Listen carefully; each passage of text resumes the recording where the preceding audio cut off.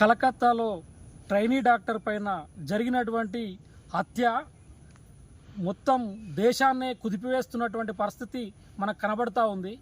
అక్కడ ఆమె పోస్టుమార్టం రిపోర్ట్లో అనేక రకమైనటువంటి సంచలనమైనటువంటి విషయాలు బయటకు వస్తూ ఉన్నాయి. అంటే ఆమెని ఇప్పటికే ఇంట్రాగేషన్ చేస్తున్నటువంటి దాంట్లో ఒక్కరినే తీసుకొని ఆయన ఎట్లా చంపాడు, ఎట్లా అత్యాచారం చేశాడు, ఎక్కడికి తీసుకెళ్లాడు, ఎక్కడ తిరిగాడని చెప్పేసి కేసుని తప్పుదోవ పట్టించేటువంటి ప్రయత్నాలు చేస్తూ ఉన్నారు. నిజంగా ఒక్కడే ఆమెని అత్యాచారం చేసి హత్య చేసేంత పరిస్థితులు ఉన్నాయా? దాదాపు 14 చోట్ల గాయాలై ఉన్నాయి. ఆమెని ప్రాథమిక రిపోర్ట్లో 150 గ్రాముల స్పన్ ఉంది అని చెప్పేసి చెప్తా ఉన్నారు. మొత్తం ఎముకలు మొత్తం ఇరిగిపోయి ఉన్నాయి. ఇట్లాంటి ఒక భయంకరమైనటువంటి పరిస్థితిలో ఈరోజు అది సంచలనాన్ని రేపుతూ ఉంటే అధికారులు, బెంగాల్ ప్రభుత్వం ఆ కేసును తప్పుదోవ పట్టించేటువంటి ప్రయత్నాల్ని చేస్తూ ఉన్నారు. నిజంగా అక్కడ అసలు ఆమెను ఎందుకు చంపాలని చెప్పేసి అనుకున్నారు? అంత భయంకరంగా ఆ ట్రైనీ డాక్టర్ని ఎందుకు అంతమొందించారని చెప్పేసి చూస్తే అనేక రకమైనటువంటి కోణాలు బయటకు వస్తూ ఉన్నాయి. మెడికల్ కాలేజీలో అనేక రకమైనటువంటి అవయవాల మార్పిడి జరుగుతూ ఉంది. అక్కడ మొత్తం దోపిడీ జరుగుతూ ఉంది.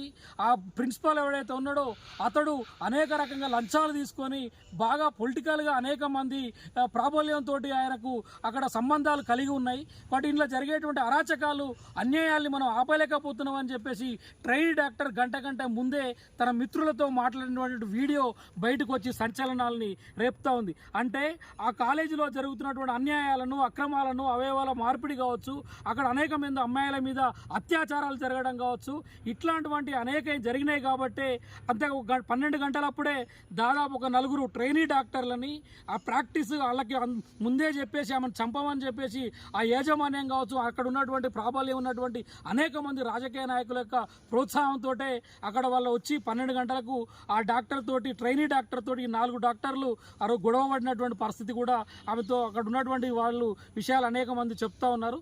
ఆమె కావాల్సుకొని ఒక డాక్టర్ తోటి ఆమెతో గొడవ పడిచేటట్టు గొడవ పడేసి ఆమె పోయి దాదాపు 4వ ఫ్లోర్లో ఆమె పోయి పడుకోవడానికి పోతే వీళ్ళు పడుకున్న తర్వాత అందరూ పడుకున్నాక తెల్లవారుజామున ఈ 4 ఆమె రూమ్లోకి వెళ్ళేసి 4 అత్యాచారం చేసి హత్య చేసినట్టుగా ఈరోజు కనబడుతూ ఉంది. ఎందుకంటే ఒక వ్యక్తి అత్యాచారం చేస్తే 150 గ్రాముల స్పన్ ఉండటానికి అవకాశమే లేదు. అనేక మంది మేధావులు, అనేక మంది డాక్టర్లు, అనేక మంది కూడా వైద్య నిపుణులు ఆ రిపోర్టు బయటకు వచ్చిన తర్వాత అనేక మంది ఈరోజు చెప్తున్నటువంటి అంశాలు. కాబట్టి దీనిని ఈరోజు పక్కదోవ పట్టించేటువంటి పరిస్థితి చేస్తూ ఉన్నారు. కాబట్టి నిజమైనటువంటి దోషులు ఎవరైతే ఉన్నారో వాళ్ళ మీద కంపల్సరీ శిక్ష పడాలి.